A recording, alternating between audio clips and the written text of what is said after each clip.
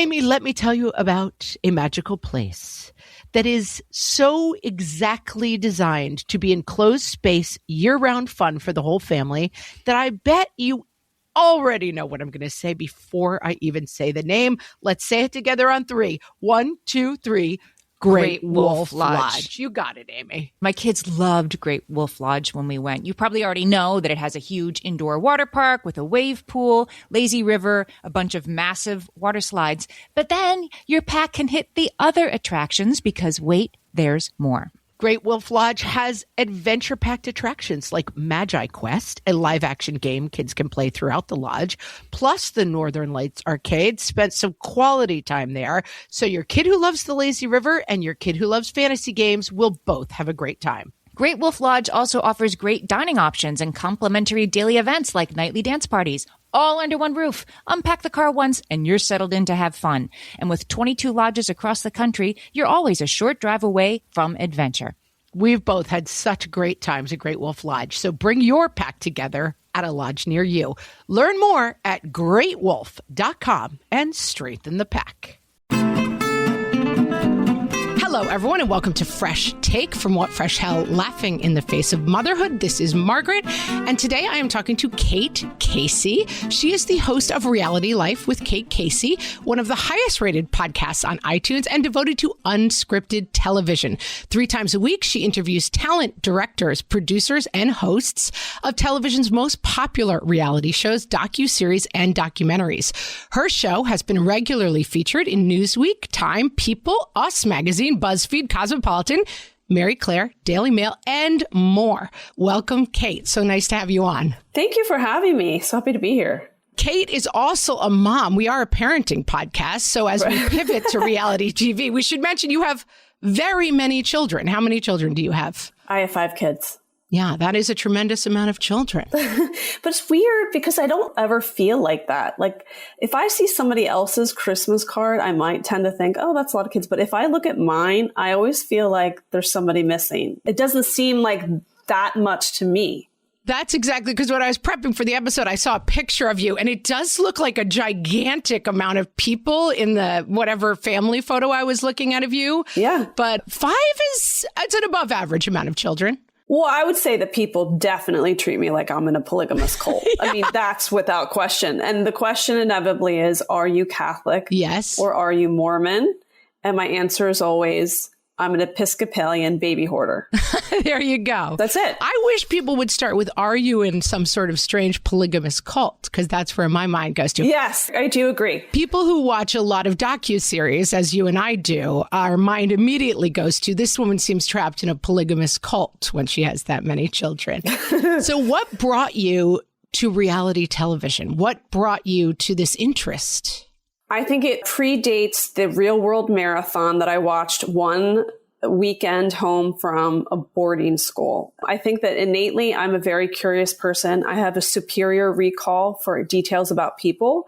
So I was the kind of kid that sat on the floor of my mom's bedroom and would flip through her 1963 yearbook and ask her questions about all the kids in her class, which I'm assuming is not a typical thing. I would ask her questions like, what were their parents' names? What street did they live on? What were the other names of the kids? And when you went back for their reunion, were they still married? Did they still live in the area? What job did they have? Were they upset that their boyfriend married the other girl in your class? So I've always just been fixated on stories about people. So I just loved television too. And I felt like it was such great escapism. I didn't come from the greatest family fabric, if you will. My parents were divorced long before I could remember. And my mom had remarried and my stepfather did not want us in his house. So my mom found this school called the Milton Hershey School, which was created by Milton Hershey, the chocolate founder. Oh, yeah. I've been there at Hershey. Yeah, I took the tour of Hershey and I went there. Yes.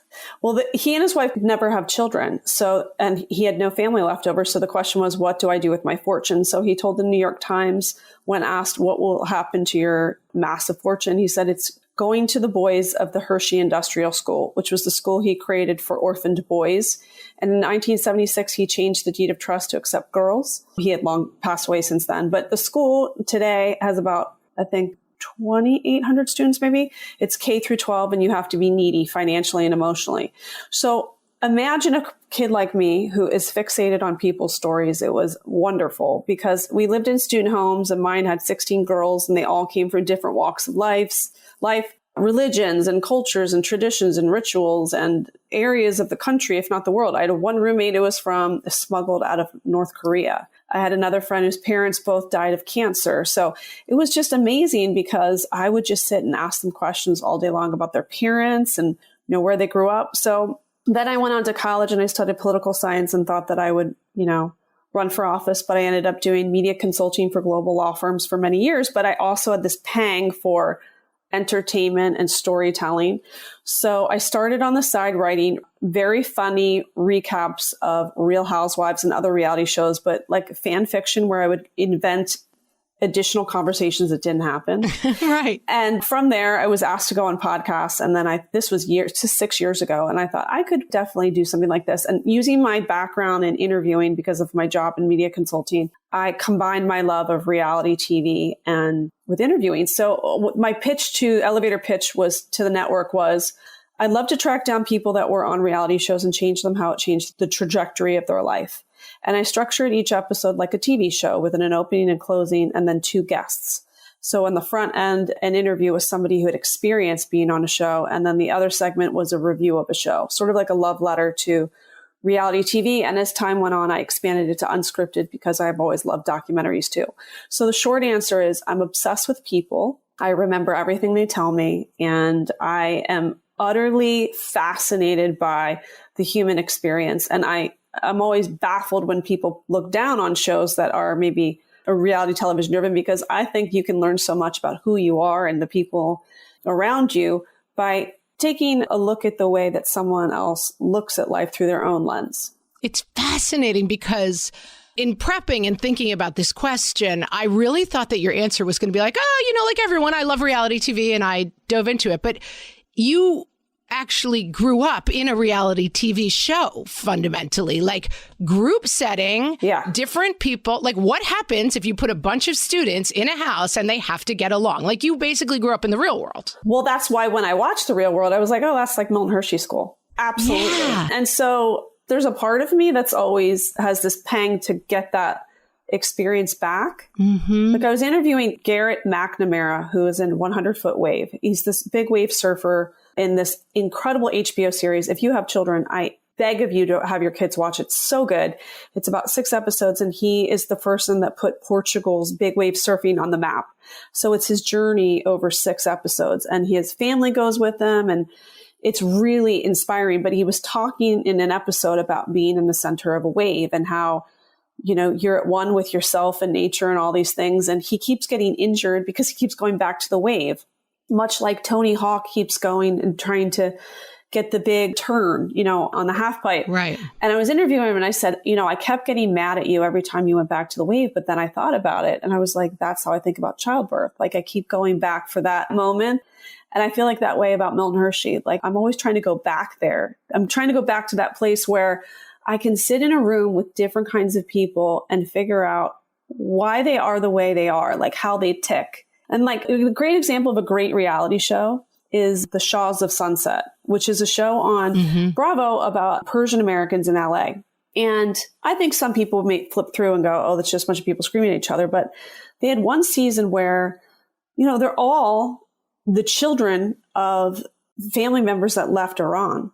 And so they can't go back to Iran. So they took them to the border of Turkey and Iran. And they're standing there and they're weeping and they're thinking of like their family members and what they left behind. And it was this profound moment. And if you think about it, there are so many people who are watching that show who've maybe never met anybody that was from Iran, have no idea what their cultural traditions are. And in that moment, they're like, I can understand that because my relatives left Ireland or they left wherever in the world. And suddenly those cast members don't seem like strangers. They feel like you know them. And that when you come across something that has the root of a story based in Iran, you're like, I know people because I've watched that show. Because ultimately people, whether you watch The Real World or Real Housewives or whatever, you watch them and you feel like, I know them. I know them. So they're almost shocked when they're in public and people come up to them, but it's because they feel so connected to them. Yeah. Because they're airing their personal business in a way an actor in a movie or a scripted show never ever will.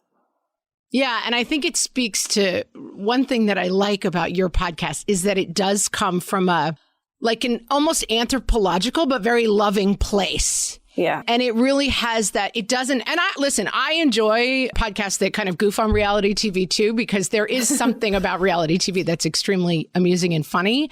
But yeah, you take a much more anthropological approach and a learning approach. And we talk a lot about on this podcast, we interview people from all over the spectrum of parenting. And when we started doing that, we were a little worried that but is this useful to you if you don't have a kid with special needs? Is this useful to you if you're not an immigrant raising American children? Is this useful to you if you're not a Black mom trying to figure out that experience? Right. And the universality of motherhood and that experience, it's like you take someone else's lens to really learn something about yourself. And I feel like that's the lens you bring to reality TV. Yes. And I try to mix, I have 3 episodes a week. And the first episode of the week is this is what you have to watch this week. And I give people a list. These are the things you cannot miss. And I'm calling from all different networks. And don't worry, we'll be doing some of those, friends. We'll be listening. What you need to watch. But it's good too, because I do have a lot of couples that will say, we cannot come to an agreement on something to watch. Right. And so I feel like I'm bringing people together, and I get such an enormous enjoyment when someone goes, I would have never watched that. I loved it. And now I'm fascinated. And I went down this rabbit hole. There's one show that's really great for kids called Expedition Unknown. Oh, I don't know it. It's like National Geographic Discovery, but it's this anthropologist by the name of Joshua Gates. And he goes to different parts of the world. And one episode he'll explore what happened to Cleopatra's tomb. So if you're a child that lives in, a small town, and maybe your parents can't afford to travel all over the world, like most people, it's a really cool experience, and you like that host and you feel like, I know him. They may never meet him, but it's he's exploring the world for them and taking them along for the ride. So I think people kind of put reality TV or unscripted in this box. And the truth is, it is so wide. Vast. Yeah. It is so vast, all the different options, and so many different categories. We started figuring that out in the beginning of the pandemic, because before the schools started telling us how to teach our kids, there was a couple of weeks where we were just free-for-alling. Yeah. And one of our rules was you have to watch one documentary a day. And we started with whatever it was, these very high-end documentaries. Yeah. And by week 2, it was surfing dogs. We'll count it. We'll allow it. Yeah. There's something to learn from surfing dogs. There's a guy who has to teach the dogs how to surf. There's a whole story. And we got into Izzy's koala world for a while, which is love that one too. Yeah, that was great. Yeah, the little girl who raises koalas. And it's not all necessarily super highbrow, but there's something to be learned from people and their experiences. Yeah, plus your kids are I know, they want to look at the map and they want to know where Australia is. And then they're interested in what are kangaroos in the animal family and all those things. So, or what would it be like if we lived in a rural area and we weren't watching YouTube? We were just taking care of animals. So yeah, I think all of that stuff is so important and very cool. I want to dial in a little bit more on this highbrow, lowbrow idea when we get back. I'm talking to Kate Casey, the host of Reality Life, and we'll be right back. For some of us, tax season is one of the only times that we look at our finances fully. And once it's over, well, that was terrible. And it is completely understandable not to want to think about it for another whole year. But using Monarch and being intentional with your finances in an ongoing way helps you see where your money is going and how you can put your refund to best use. We are here to tell you, simplify your finances with Monarch. Monarch is the all-in-one personal finance tool designed to make your life easier. It brings your entire financial life, budgeting, accounts and investments, net worth, and future planning together in one dashboard on your phone or laptop. Feel aware and in control of your finances this tax season and get 50% off your Monarch subscription with code FRESH. As you know, my husband and I are preparing to send, 3 kids off to college, and I cannot tell you how helpful Monarch has been in showing us our full financial picture, helping us to track our spending and reach important savings milestones. Our weekly meeting, Amy, it's now run by Monarch. Love it. Achieve your financial goals for good with Monarch, the all-in-one tool that makes money management simple. Use code FRESH at monarch.com for half off your first year. That's 50% off at monarch.com. Malibu.com, code FRESH. My favorite skincare products actually feel more like self-care, like they're so nice to put on and they smell so good that I'm actually happy when I get to that part of my day. And I swear that is how I feel about Osea's anti-aging body balm. Amy, you are usually the lotions and potions queen on this podcast, but I have to say, hard agree. Osea's anti-aging body balm is a liquid silk body balm that combines the lasting hydration of a lotion with the firming power of a serum, leaving skin smoother and firmer. This body balm is clinically tested and designed to deliver visible results you can see and feel. So we've gotten to use this product for a couple of months now, and I swear I have really noticed firmer and smoother skin, like on the back of my hands. It's like getting a mini spa treatment from head to toe. Get a spring-worthy glow with clean, clinically tested skincare from Osea. And right now, we have a special discount just for our listeners. Get 10% off your first order site-wide with code FRESH at OseaMalibu.com. That's 10% off your first order with code FRESH at OSEAMalibu.com. Okay, we're back. So is there an importance to you in the distinction between highbrow reality TV and lowbrow? Like, is that even a metric that you think of? I would maybe say that, like, you know, the Kardashians is lowbrow and the super learny documentary is highbrow. Yeah, I think that there are Kardashians to me is like where you want to go for escapism, where it's like a long week. It's been really trying and you just want something soft and soothing for your brain. We say whipped cream in a bowl. It's like it's easy to take in. Yeah. Yeah. It's just easy to take in. And, you know, there are some that will go, oh, it doesn't make me feel so great about myself because it's so over the top. But you have to just change your programming. Like you have to think, this is a show about a group of sisters and their mother, and they're navigating how to raise kids in like a very, you know, connected family in Los Angeles. Like you got to get rid of all the noise and go back to like what the simple at the core, what it is. So I would say there are shows that I think it's like easy listening. Yacht rock. Right? Like a Selling Sunset. You're not going to watch that and think these are real people. This is like exaggerated versions of people who want to be TV stars. So put that on that shelf where that is. Some shows are far too depressing for me to watch. Like Love After Lockup, I can't really endure that long because I just feel like, where are we moving with this story? Where are the solutions? What's going on? And then of course I have things that like are locked in my brain for weeks, you know, stories. And I'll often even do a follow-up on that if people are really interested in them because they just gnaw at you. Like one I'm doing tomorrow that comes out, it's a Netflix documentary called Our Father about Dr. Donald Klein, who was a fertility specialist in Indianapolis, Indiana. And over 40 years, he was using his own semen. He impregnated the ladies, right? Yes. Yeah. So I interviewed one of his offspring, she kind of unraveled the whole story. So like that story will stay with me for a long time. So, I mean, that's a little bit more intense and, you know, you're going to have to like really kind of invest in listening to that, or watching that. But yeah, of course, it's a shelf. You have to put things in their places. We were just talking to Mary Laura Philpott, who wrote a book called Bomb Shelter that's about living with anxiety as a mom. And one of the things that we came to in our conversation is that this kind of goof on moms that like, oh, we watch true crime and all these like murder shows. And, you know, we like watching people getting murdered in documentaries, that free-floating anxiety needs to find a place. And that watching sometimes like these horrific crime shows or whatever it is, it's very soothing sometimes because it gives all of your kind of free-floating like terror a place to go for a little while. Like you can put it on the like Dateline murders for a little while and take it off of yourself. I agree. And I think that if you have, you know, a child that has special needs or you have a child that is struggling socially, that you don't always have the answers. And that if you watch true crime, in your own mind, it's your own way of like controlling something. Like, yes, I'm going to figure out the solution to that because I can't do that right now with those things. It's just moving the plates around a little bit. Exactly. I know when the husband doesn't ask how the wife died, when the police first come to him, he's guilty. He did it. I'm like, oh, he did it. He didn't ask. He didn't ask. So true.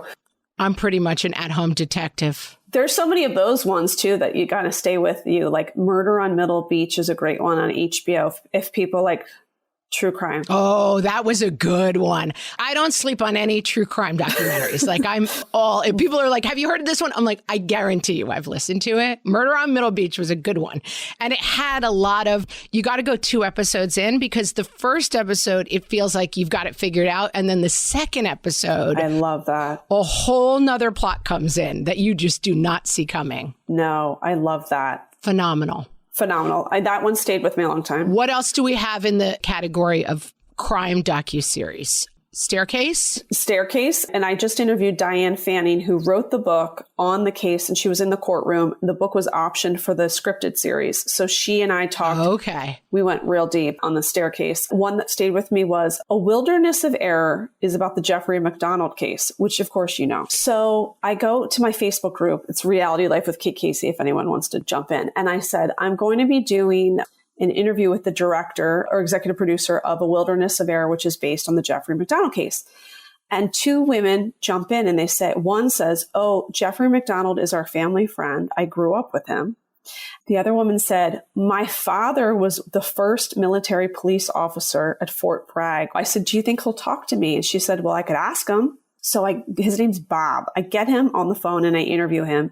He told me, my friends don't even know that this happened to me. Like, I've kept it quiet. The only time I've ever seen a lot of those police officers again was when he went to testify. So anyway, we're talking through it in the interview. But when I talked to the executive producer, I said, I talked to, Bob. And he's like, how the hell did you find that guy? But it was because of the women in the group. I do think that because of the gigantic proliferation of true crime stuff, there is some like voyeuristic stuff that goes on and some sort of like, there is a way in which we delight in other people's murders, which I think actually is forgivable. And as I said, it's an outcropping. I think that's something people have always read scary stories and told scary. I mean, my kid does campouts and the first thing they do is try to scare each other with scary stories. And that there is some human need in that. But I think it is helpful to refocus a little bit on the victims and some meaning behind the story beyond just like, this is going to creep you out, because it actually happened to some actual people. I always try to do that is like reframe it. Like, let's just talk about the ramifications of this and who the people are that survived it. What else are we missing in the crime docu? What do you recommend? Okay, there's a really good one that just started last week. It's on Apple TV Plus, and it's called The Big Con. This guy was featured on a 60 Minutes with Steve Croft, and I remember watching it and going, what a weirdo. It's almost like he's a Christopher Guest character in like a mockumentary. So he was this like rinky-dink Kentucky lawyer who specialized in Social Security cases. Okay. And they noticed that this area in Kentucky, under the direction of this lawyer, he got a ridiculous amount of cases pushed through with expediency. What happened was he had brokered this deal with a judge, and they had scammed the Social Security Administration out of $550 million. Wow. It's bananas. But the whole story behind this guy, like, he was married 16 times. Like, his life is just like, what? At one point, he opens a brothel in Thailand, and you're like, I did not see that coming. Where are we now? And then they show the footage when Steve Croft goes to interview him in the parking lot of his like law offices. And most people walk away. They're like, I don't want to talk. He's like, hey, Steve. Like, no, they're like, they put the folder out of their face and they're like, I got to go. No, he's like, oh, good. Glad you're here. I got something to say. So that one is really good. I think that's just like financial scam stuff makes me laugh too. I agree. And financial scams, you don't have any of the like slight shadow of like, well, this really happened to people and it's making me a little sad. Like financial scam stuff is, although I just watched Bad Vegan and that one is actually kind of depressing. Yeah. And I liked the Theranos stuff too. That was fascinating to me. I did the book, the podcast, the documentary, and the fiction. I'm so deep in. I could be an expert witness. Well, this is good. You're going to like this. I interviewed employee number 5 at Theranos. Oh, I listened to that episode, of course, because I'm all Theranos all the time. Did you like the story about the hole underneath her sweater in her armpit? And unbelievable. Tell that to people who are not quite as Theranos crazy as me. Okay, so I interviewed employee number 5, and she was so funny because she talks about the early days of Theranos, which are great. And so she would travel all over the world with Elizabeth. And the one thing that she told me that I could not get over is that, you know, you see Elizabeth in the outfit because she was obsessed with Steve Jobs, like the turtleneck and the pants. But what I did not get was that she only had one pair. And I said this to my husband. He was like, well, yeah, duh. I'm like, no, she only owned one turtleneck and one pair of pants. No, it's super weird. You picture the closet with them all lined up, all the turtlenecks and all of the, right. It makes no sense. But you know what's so interesting is like how one thing about somebody says so much about who they are. Yes. Oh, that's so true. And that's what I'm always going for in all these interviews or watching all these things. I'm like, what's the one thing that's going to tell me everything? Like, I remember I was listening to this interview with a girl, and she was talking about she had lost her fiance in some accident. And she said, he would always get mad at me because I would use 3 towels in the morning, one for my body, one for my hair, and one for the floor. And I'd never pick it up. And I was like, you are a monster. Who uses 3 towels in the morning? Yeah. But that says so much of who you are. Right. It tells us a lot. There's a Hoop Dreams, which was an Oldie Locks documentary, amazing basketball documentary. But there's a scene where, I can't remember, a famous basketball player comes to visit them. And the little kid, I come from like acting and writing, and the little kid who's being featured is meeting this hero basketball player. And as he's talking to him, he's taking his shirt and like pulling it up, almost up over his head and back down again. It's such a weird thing to be doing. Like he's almost taking his shirt off and back on. And I'm like, that's exactly what a kid would do in that situation. And no actor would ever think to do that because it's so bizarre, because people are much more bizarre than we give them credit for. And that's what's fascinating about real people. That's so true. All right, we're going to come back and talk even more. We're going to move to like the juicy, what do you call them? Unscripted shows. We're getting away from like docuseries and we're getting into the meat of it. We'll be right back with Kate Casey from Reality Life. Amy, when I'm having a good hair day, it usually makes my whole day better.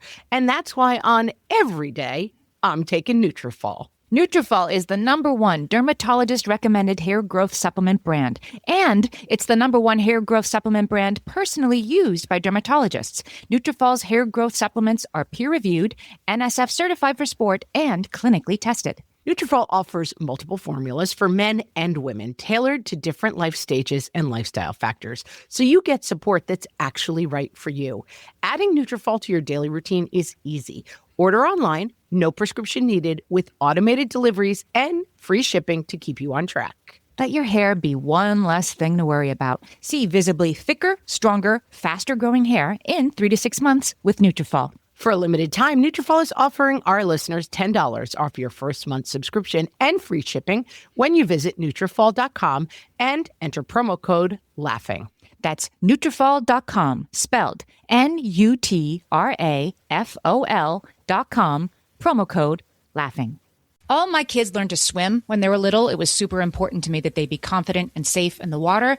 There was only one problem with that: taking them to swim lessons. I mean, the pools were freezing. There were always cranky adults doing laps right there. And it was definitely not, for any of us, what you would call fun. Amy, heard. But now there's Goldfish Swim School. Goldfish takes a really thoughtful approach to swim lessons, combining research-based teaching with a warm, kid-friendly environment that actually helps kids thrive in the water. Every detail at Goldfish is thoughtfully designed to create a golden experience, from shiver-free, warm indoor pools to comfy waiting areas for parents to professionally trained lifeguards on deck. Goldfish uses an approach called the science of swim play, which combines guided play with proven teaching techniques to help kids learn to swim, build water safety skills, and gain confidence, all at their own pace.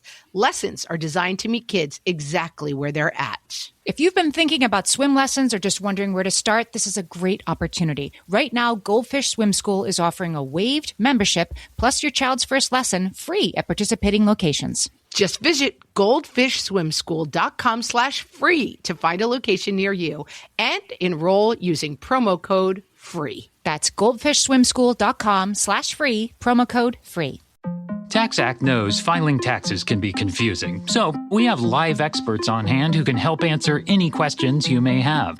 Questions like, can I claim my SUV as my home office if I answer work emails in my car? If I adopted 12 dogs this year, can I list them as dependents?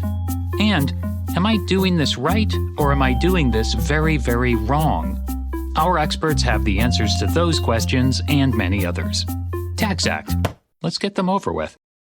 Okay, These I sometimes call my secret shame shows. When my husband walks in, I'm like, I'm watching my secret shame shows. Please leave me alone. And he knows that he has to leave because I do love The Bachelor. All of The Bachelors. I am, again, like a student. I mean, I could teach a college level course in the Bachelor Pad. No, I didn't watch Bachelor Pad, and I didn't watch the one where they were like, where were they meeting people from overseas? Or Winter Games. Didn't watch it. Winter Games. Oh, that was good. Okay. What's the one where they go to the beach with all the crabs? Bachelor in Paradise and Bachelorette. I'm all up to date. Love them. Yeah. Can't say enough about them. Who's your favorite Bachelor? Oh, do you know what? Charlie O'Connell. He was so funny.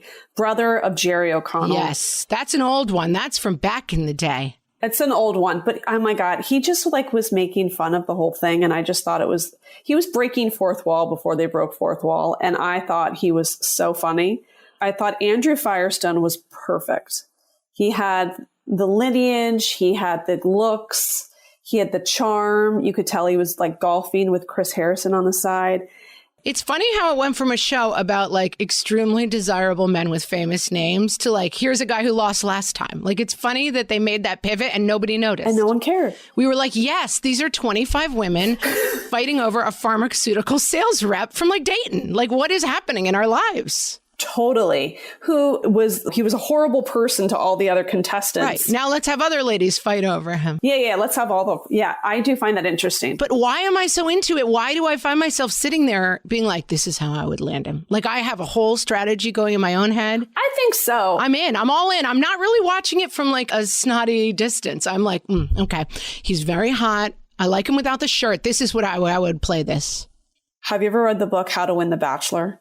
No. I wrote the book, How to Win the Bachelor, in my mind. You need to have the co-host of Game of Roses pod on your show. Oh, I love the pod. I listen to it. So they wrote the book, How to Win the Bachelor. Okay. And it is the absolute funniest read. And they have acronyms for everything. It's like personal tragedy card is PTC. Like, you have to know when to use it. Nice. They have a whole algorithm to how to win it. And in fact, they've been privately counseling contestants.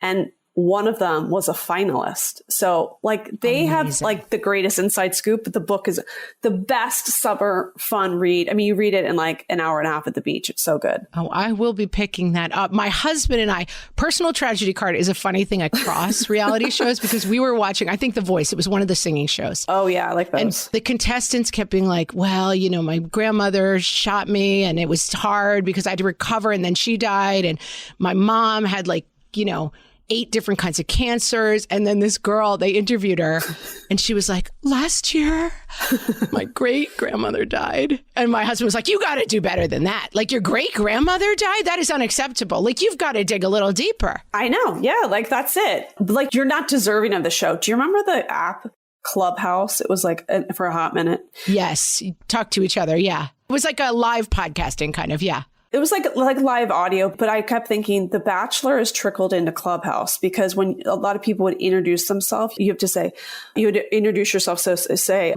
hi, my name's Mary Jane. And then somebody would talk for like 2 minutes with their introduction and they'd say something like, my name's Mary Jane. I'm host of Pancakes and Waffles podcast, and I'm a recovering alcoholic. And at one point I would take 25 pills a day, but now I'm teaching women to find their best life. And you can read my book. If you go to Amazon, it's called Flapjacks and Dreams. And you're like, what the heck just happened, Mary Jane? Like, wait, are we serious? Like, that's a lot. That's a lot to process. And I blame The Bachelor because, you know, you're not that interesting of a contestant. Or on Real Housewives, like, you better bring some baggage because you're not going to stay. Yeah, you got to bring something. It's fascinating.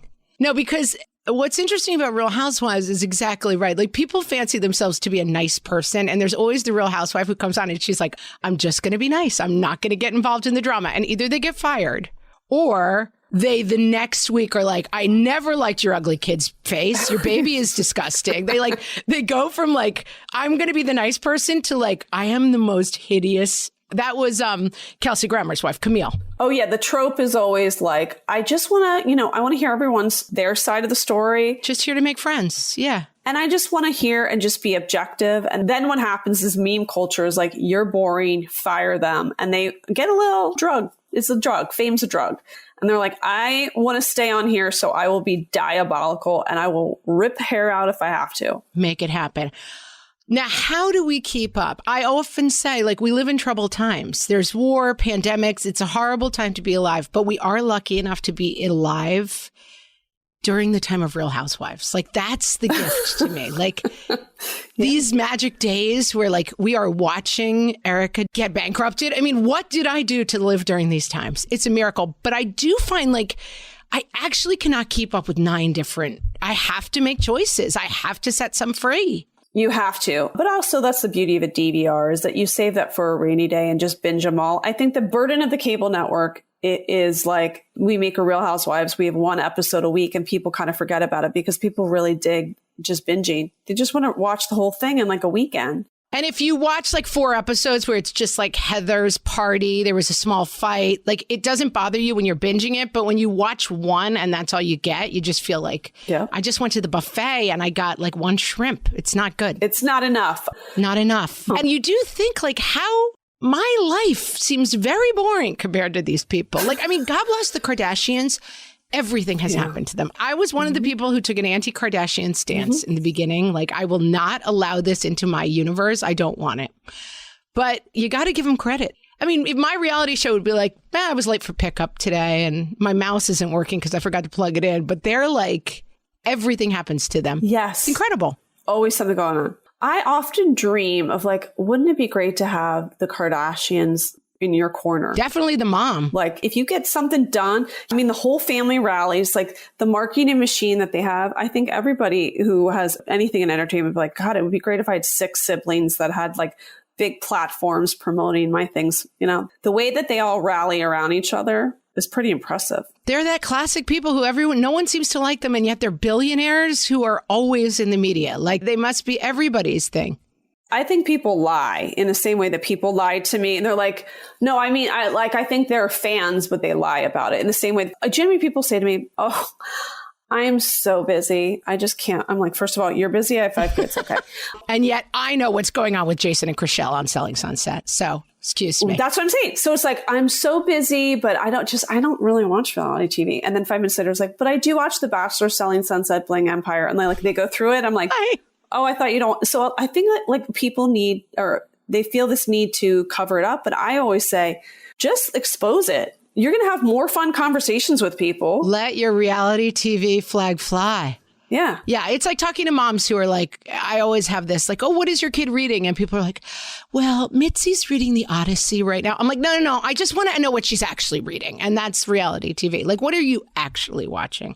And I feel like the Prestige docuseries have given people a little bit more, like the big haired lady who dies in the plane crash. What's that one called? The Way Down. I had that executive producer on. Amazing. Too short, though. Please tell them we need more episodes. Way too short. No, there are new episodes. The last 2 you can stream them now. Because when it ended, I was like, that was not enough. I need more. Huge. Well, what happened was the plane crashed and it like halted it. And everybody was eager. The network was like, we got to put these out. She just died. Are you telling me I can go on right now and watch 2 new episodes of the way? Oh my God, we're going to have to cut this short. I have got to go do that.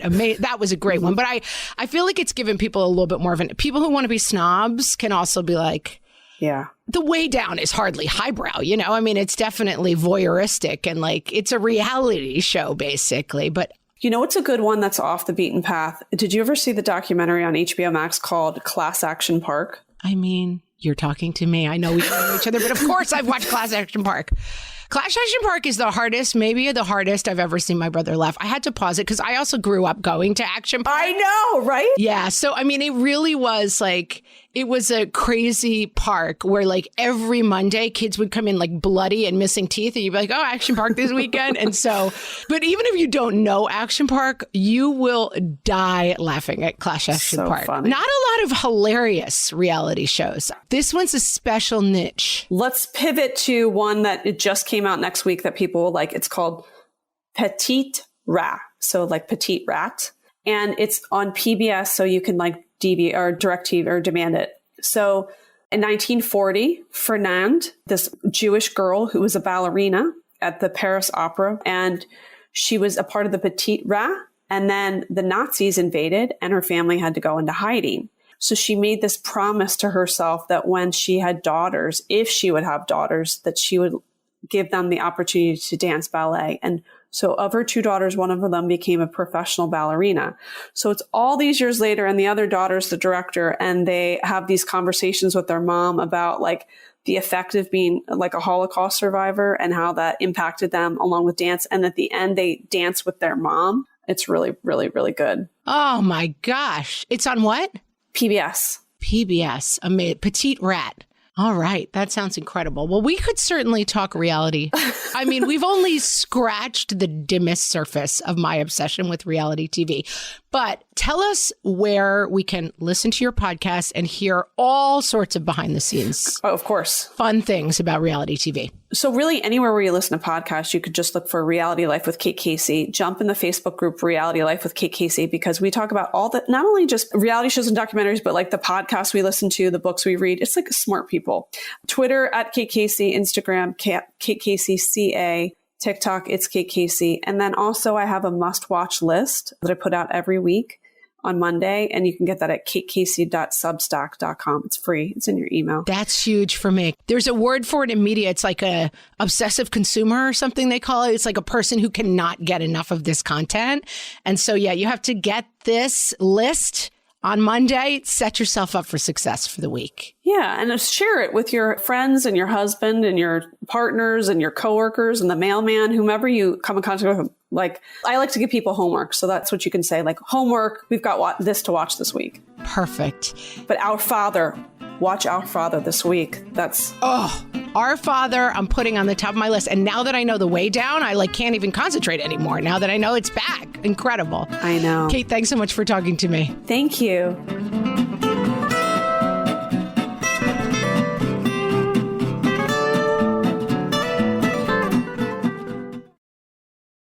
Stitch Fix. Shopping is hard. Let's talk about it. I don't have time to shop for clothes. I have to buy everything in 3 sizes to find one that fits. They know me at the post office. Workout wear is my only wear. Stitch Fix makes shopping easy. Just show your size, style, and budget, and your stylist sends personalized looks right to your door. No subscription required, plus free shipping and returns. Oh, wow, that was easy. Stitch Fix, online personal styling for everyone. Take your style quiz today at stitchfix.com.